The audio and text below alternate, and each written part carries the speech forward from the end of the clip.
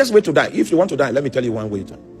Wake up in the morning and begin to rebuke spiritual wickedness in the heavenly realms. Continue in that activity. Give us money before you do it. Let's arrange coffin and those other matters.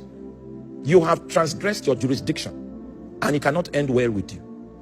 Now, the issue of Daniel reveals to us how spiritual warfare is executed. Are you there? So, we have principalities, we have powers, we have the rulers of the darkness of this world, this our own world. Are you there?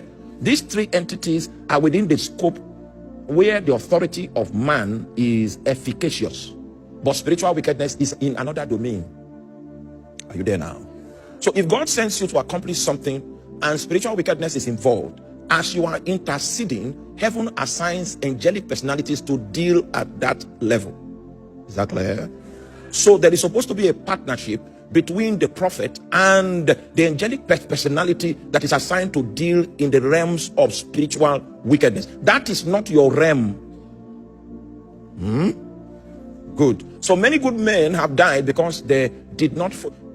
I hope you know Jesus is our example on every matter, because he's the pattern man. If you show me anywhere in the Bible where Jesus, when he was as a man, dealt with spiritual wickedness in heavenly places, I will come and correct this message. And the reason why I am doing this teaching is both for the purpose of enlightenment and for us to understand the working circuitry that upon which spiritual warfare is anchored on. Now, so there was an incompatibility. How many of you used to watch wrestling those days? Do they still do wrestling? Because, sorry, I'm not too current on many matters anymore, you know. Those days in wrestling, there was something called tag team partners. Two people will be on the red corner or the blue corner, and then when one goes to fight and is exhausted, all he needs to do is to shake the other guy. Then the other guy is activated to come take his place. So there is that tag team relationship that exists between the prophet and the angelic personality that is assigned to take over the battle within the context of the realm of spiritual wickedness, which is beyond the scope of our own authority as men. Is that right? All right. So in this tag team relationship, Gabriel discovered that his tag team partner that was upon the face of the earth did not have adequate utterance. He had a deficiency in utterance that was limiting his dexterity in battle. And that deficiency was occasioned by his ignorance of the context of the warfare. Are you there? Do you realize that a lot of your victory will elude you if you are not adequately informed about the context of warfare? And that's why we cannot overemphasize the need for revelation knowledge when we are tackling spiritual things. So the assistance that Gabriel was getting from Daniel was minimal, and it was Gabriel's ministry of intercession that was creating the legitimacy for the angelic intervention. Do you understand that?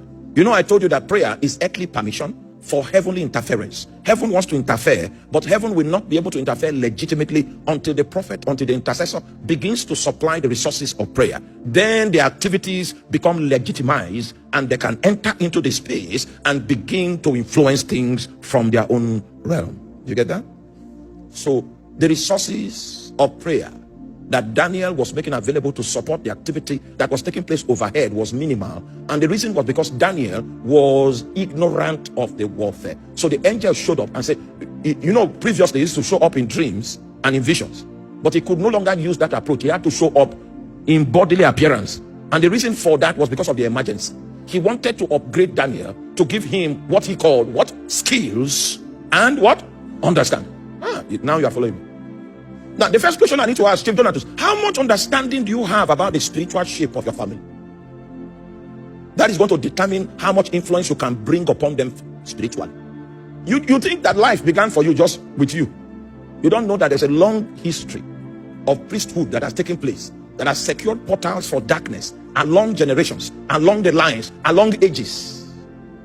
And because of the principle of inheritance, you cannot be adequately dissociated from that context. The best you can do is to bring about a priesthood that will undo the efficacy of the things that Satan is doing and establish a highway for that which God will do. We cannot overemphasize the fact that in spiritual warfare, it is altar against altar. It is siege against siege. Because the altars that went, the thing about altars is that if we establish an altar in 1984 and then we abandon it, the spirits that attended to that altar are still there. That's the problem about that. There's a sister here that could not conceive after marriage. Are you with me? And I was involved in connecting that sister to her husband. So she now came to me and said, this good thing you connected, there's a problem. I thought I had finished my job by connecting. They still came back and said, there's a challenge. We had to travel to that sister's village because I had to call the dad. I said, in my place of prayer, you know, we modern preachers are not likely to want to get involved in this kind of talk that I'm talking. It is easier for us to preach faith and speak the word. You must understand that my training is in the area of faith. That's my training. I was trained to be a faith preacher. But you know what? I study my Bible personally and I believe my Bible. And I've seen a lot of patterns in the Bible that have shown that speaking the word alone will not help people. So the spirit of revelation gave me insight, and I called the dad and said, from what I'm seeing here, I need to visit where you grew up in order to release your daughter from the bondage that has not allowed her to conceive. So we had to take my car and we journeyed to the village. When we got to the village, I told the man, I said, Oga, this is not where you grew up. Take me to where you grew up. Say, are you ready to trek? I said, oh my God, that's why we came here. So we began to trek. We had to cross a stream. I don't know, Chief Donatus. Okay, were you the one that followed me? So we crossed the stream and entered the place. And because of the altar that was raised in that compound, in that entire place, nobody could stay there. This is years. That was where they grew. So we had to now, the father had to take, okay, where was the altar? He now said, okay, this palm tree was here. Their house used to be here. We are in the forest too. Where we are now is in the forest. This stuff used to be here. Then if this stuff is here and that stuff is there, then the altar is here. There was no physical evidence that there was anything that was there. And I anointed that place and made a decree. I said, our work has finished. She took in 1 month after that exercise. The angel said, I have come to give you skills and understand.